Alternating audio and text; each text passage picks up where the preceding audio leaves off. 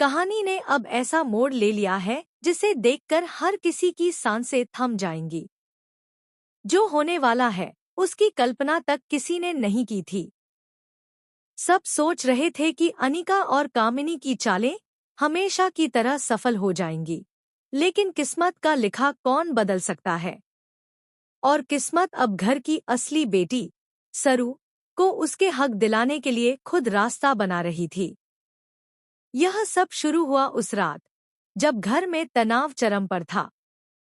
चंद्रू बेचैनी से टहल रहा था। उसकी आंखों में डर साफ झलक रहा था, क्योंकि माँ की तबीयत अचानक बिगड़ गई थी। दादीसा के सीने में दर्द उठा और सब कुछ थम सा गया। कांपती आवाज में उन्होंने कहा, चंद्रू, अब देर मत कर। जाकर सरूजा और उसकी बेटी को ले आ। अगर अब भी देर हुई तो सब कुछ अनिका के नाम हो जाएगा और हमारी असली पोती इस घर से हमेशा के लिए दूर हो जाएगी। यह सुनते ही चंद्रू के दिल पर जैसे पहाड़ टूट पड़ा। वह जानता था दादीसा की बात टालना नामुमकिन है। तभी अचानक वर्षों की चुप्पी तोड़ते हुए दादाजी ने पहली बार बोलकर सबको हैरान कर दिया। उन्होंने धीरे से कहा, सरू। ये नाम सुनकर चंद्रू सन्न रह गया। पिताजी की आवाज में आदेश भी था और उम्मीद भी। उस पल चंद्रू को लगा जैसे उसके पापा ने उसे सीधा रास्ता दिखा दिया है। उसकी जिम्मेदारी अब साफ थी। उसने ठान लिया कि चाहे जो हो जाए, वह सरू को इस घर की बड़ी बेटी का हक दिलाकर रहेगा। लेकिन क्या यह इतना आसान था? जब चंद्रू ने सरू को सब सच बताया और उसे घर आने का प्रस्ताव दिया, तो सरू की आंखों में आंसू छलक पड़े।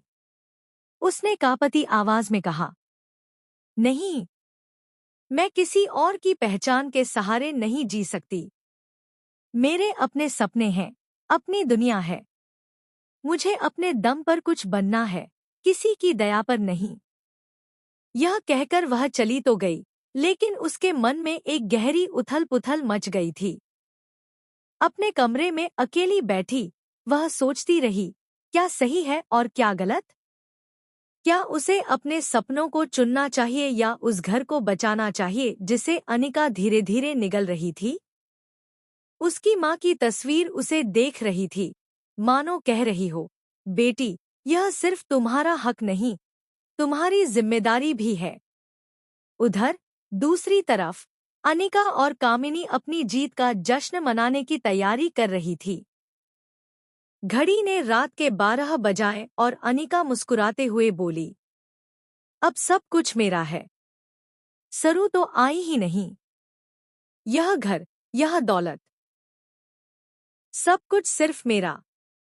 लेकिन किस्मत ने उसके लिए कुछ और ही सोच रखा था। जैसे ही उसने गिलास उठाया, दरवाजा अचानक खुला। ठंडी हवा का झोंका अंदर आया और सबकी नजरें उस तरफ टिक गईं। वहां खड़ी थी सरू। उसकी आंखों में दृढ़ता थी, चेहरे पर आत्मविश्वास और हाथों में गणपति की प्रतिमा। पूरा माहौल जैसे एक पल के लिए थम गया। सबकी सांसें रुक गईं। कामिनी और अनिका के पैरों तले जमीन खिसक गई। वे यकीन ही नहीं कर पा रही थी कि सरू सचमुच उनके सामने खड़ी है। अनिका गुस्से से चिल्लाई, तुम्हारी हिम्मत कैसे हुई यहाँ आने की? किस हक से आई हो? सरू ने गणपति की प्रतिमा आगे रखते हुए धीमी लेकिन दृढ़ आवाज में कहा, इस घर की बड़ी बेटी होने के नाते और इसकी असली वारिस होने के नाते यह मेरा हक है और आज मैं इसे लेने आई हूं। पूरा हॉल सन्नाटे में डूब गया। अनिका की आंखें फैल गईं। वह हंसते हुए बोली, पागल हो गई हो तुम? इतनी बड़ी जायदाद देखकर लालच में आ गई हो, है ना? यह सब मेरा है, तुम्हारा कुछ नहीं।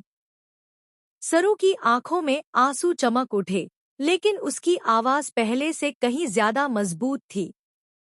उसने कहा, यह लालच नहीं, यह मेरा अधिकार है।